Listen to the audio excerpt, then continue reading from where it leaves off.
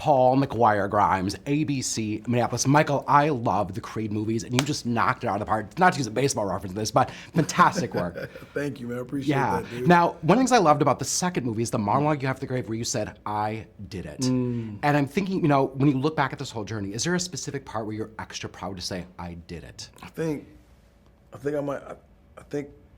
yesterday, today, tomorrow, I think at the premiere, maybe I might say I did it, I think finishing this movie off, after like 3 years of making it, really putting it to rest and turning it over to the world and really stepping back and like there's nothing else you can do about it. I can't change anything.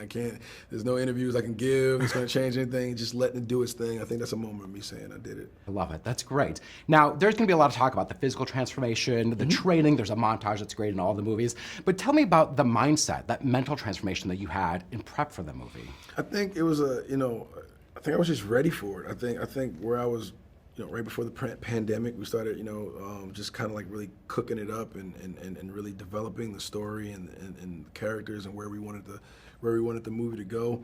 And I think right around that time, it just mentally for me, I was just doing what I had to do, building references, shot listing, what I'm saying? Like, where would this character be going? What were the things that he would be dealing with? What are some of the challenges that he'd be dealing with? And then just start, just mentally, you just do it. I don't think it was a shifting. It was just you have to be obsessed over what you're doing. And I had to block out, I think, everything else in my life and just focused on this one thing. So I think that was kind of like the shift in mindset, I guess. Yeah. I love that you talk about toxic masculinity and burying our emotions. How do we as men break that stigma so that it isn't a thing anymore? I think just talking. I think just having finding somebody that that you trust, that you can trust with your true self, with whatever that is that you're carrying with you, and just getting off your chest. Maybe saying it out loud by yourself for a while. Maybe talking to yourself in the mirror, for a minute, and building up the courage to say it to somebody else. And I think just creating the safe spaces for people to feel like that's okay, I think is equally as important as well.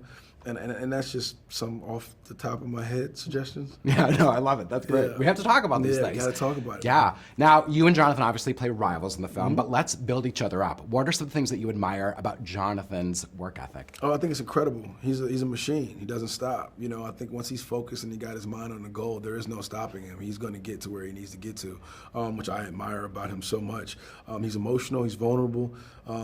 His word is bond. You know what I'm saying? Like you can. He's a man that lives by his word and a strong code, and I can really appreciate that.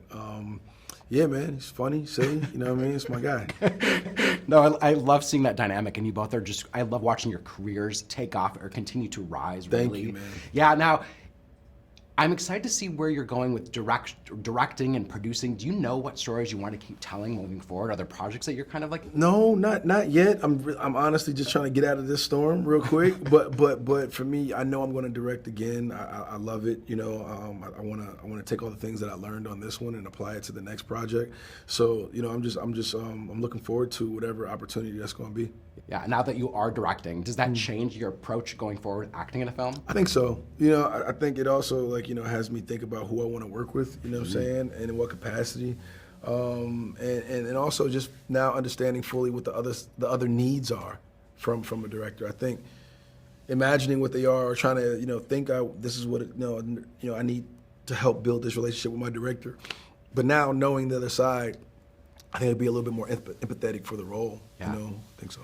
I got the wrap. Michael, always great being with you. So thank you for the time today. I appreciate it. Of course. Loving that design. So Thanks, you. man. Yeah. Thanks, bro. Yeah, Jonathan, it is so great to see you again. You absolutely kill it in this movie. So thank you for the time today. Thank you, pal. Now, a lot of people are probably talking about the physical transformation, the gym training. We see the montage in the movie, but I'm really curious, what is that mindset, that mental shift you had, either in prep or kind of walking away from the whole experience? The mindset is what fueled the prep. If you see it all the time in the gym. Some guys are in there, staying fit, trying to stay strong. Some guys are in there because they're, battling with cancer. You know what I mean? And the way they move is differently. Some guys are preparing for a bodybuilding competition, and they have no money. You know what I mean? And that bodybuilding competition is going to get them someplace. Some guys are training to, go to the Columbine, which is going to change their life. You know what I mean? the inside, the mindset is what makes the body work. And the mindset for Damien had to be something of freedom. You know, he's training for his freedom. He's fighting for his freedom. You know, he's not fighting for his life. No one's going to take that. I don't believe in that. You know, but he's fighting for his freedom. So he trained for his freedom. And that's how I train, you know, and that changes things. Instead of going 2 days, you know, 2 times a day, you go 3 times a day. You know, someone says, you know, it'd be nice if you ran 5 miles, you ran 6 miles. You know, you're pushing it. You know, that mindset is quite helpful. You know, and that's what you see in the film. Yeah, absolutely. Now, I love the topics of toxic masculinity. Yeah. And you know the rivalry between your 2 characters, but how can we kind of, as men, break that stigma of opening up, talking about our emotions? How can we do that? I mean, another word for toxic masculinity could be a stagnant masculinity. You know what I mean? When a man just moves through society without participating in society, you know, your humanhood can atrophy. It can ferment, right? It's only wine for a while, right? That's a good balance. But then that wine can then become toxic, right? Can then be undrinkable. That's toxic masculinity. Yeah.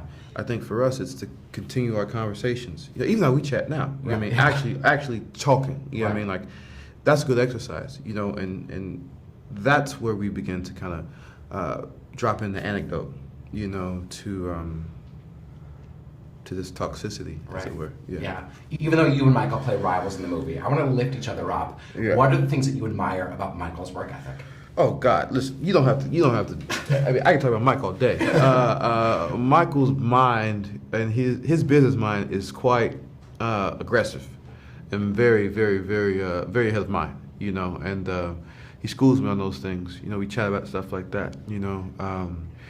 His ambition for the culture, you know, and how he gives back, you know, in quiet ways. You know, he's a movie star, but everything he does is not necessarily in cinema. You know, he's got his basketball league, and he's, you know, putting out health drinks, and there's all these things that he's doing where I go, oh wow, that's really about giving back to the community. You know, I admire that greatly. You know, and you know, just a fortitude to say, I'm going to take on one. I'm going to lead and direct the biggest sports franchise in the history of sport franchises. I mean, do you feel that pressure coming in, whether it's with Creed or with the Marvel franchise, of like all eyes on you, playing these villain antagonistic? I don't feel pressure. You know, I think that has to do with just how I grew up. You know what I mean? And I just keep my eye on the ball. You know, just keep your eye on the ball. You know, don't. Everything else is set dressing. Everything else is set dressing. You know, a good mentor of mine told me that.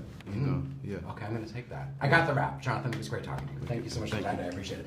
And congrats on Kang. Thank you, bro. Slay. Like, you're so great as Kang. And now this Tessa, Mila, it is really great talking to both of you. I love the Creed movies, and you both are so great in this. So thank you for the time today. Thank you. Yeah. Now, Tessa, I want to start with you. I love Bianca. She's such an amazing character. How much say do you have in her now that you're 3 movies in? Do you know what? I feel so lucky. I got so much of a say and was invited to be a co-author from the very first film that I made. Ryan Coogler really invited me into the collaborative process, and it has continued throughout the course of these films. I think what's been so exciting in this one is to have our new addition to our family in Mila, and just, you know, it's really exciting. It's a very rare opportunity that you get as an actor when you've been around for a while to get to be a part of the debut of introducing audiences to a new talent that's really singular. So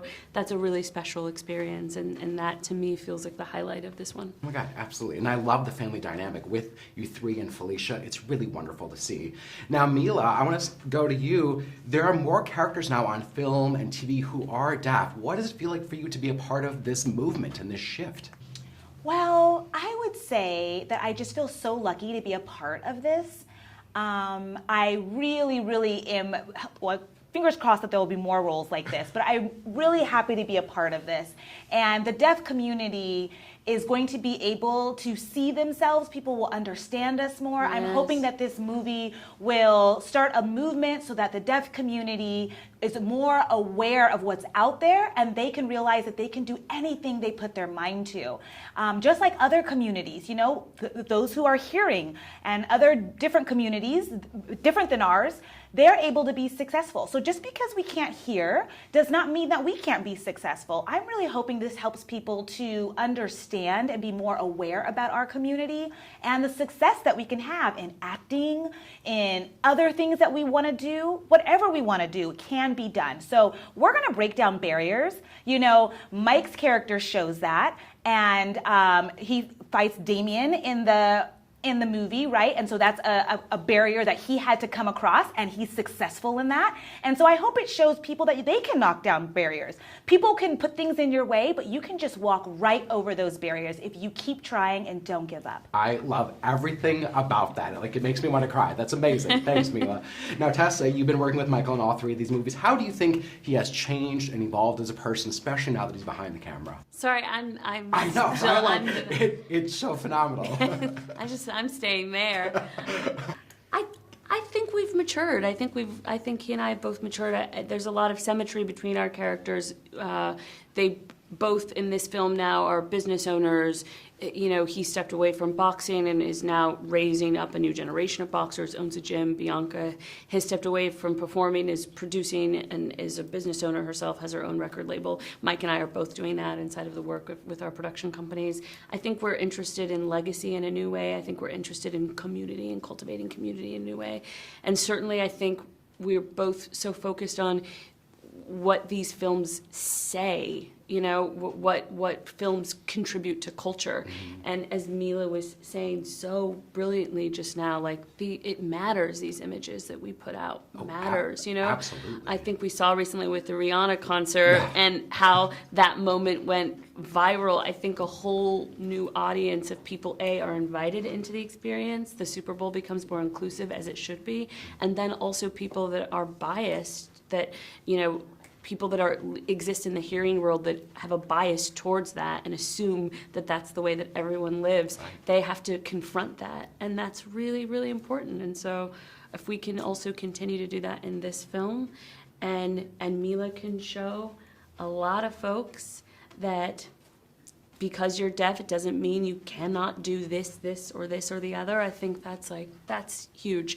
And I'm really grateful to be a part of it. I love it. That's great. And Mila, you are so good in the movie. It's so fun watching you and Tessa and Michael and Felicia together. Thank you. Yeah. Now, I love the mentorship that we see between your characters. Oh, I got the rap. I don't want to waste your time. I'm sorry. Thank you. It was great. I appreciate it today. Thank you.